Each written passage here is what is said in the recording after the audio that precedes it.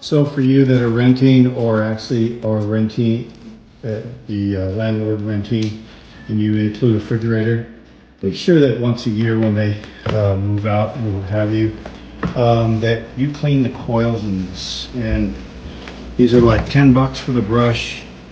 And if you don't clean these coils out, they don't work efficiently.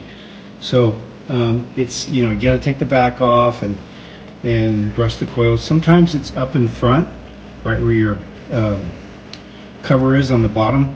But this one's, and typically they're small coils. They used to be really fine coils in the older ones, but they're much more efficient now.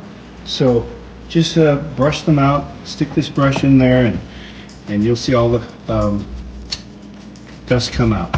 I would unplug it because you don't want to mess that fan up.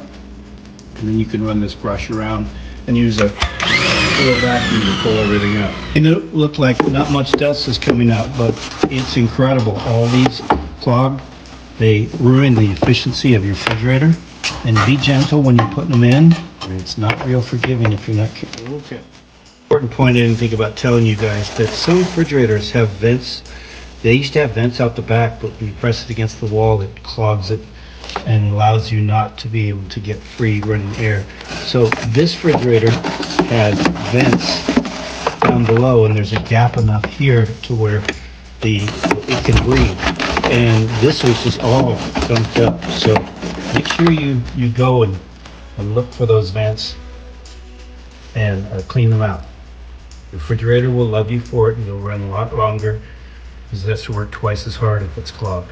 Tip, and that is each time after a year or so, they say that they'll work 4 to 6 years, but always replace your feeder hose. This is the biggest issue when you have a flooded house.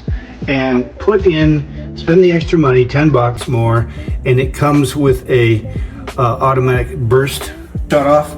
So if it senses too much burst of like a broken hose or anything like that, it will shut off at the valve and you will save your house. It's $20 or $25 that will absolutely pay off in the end.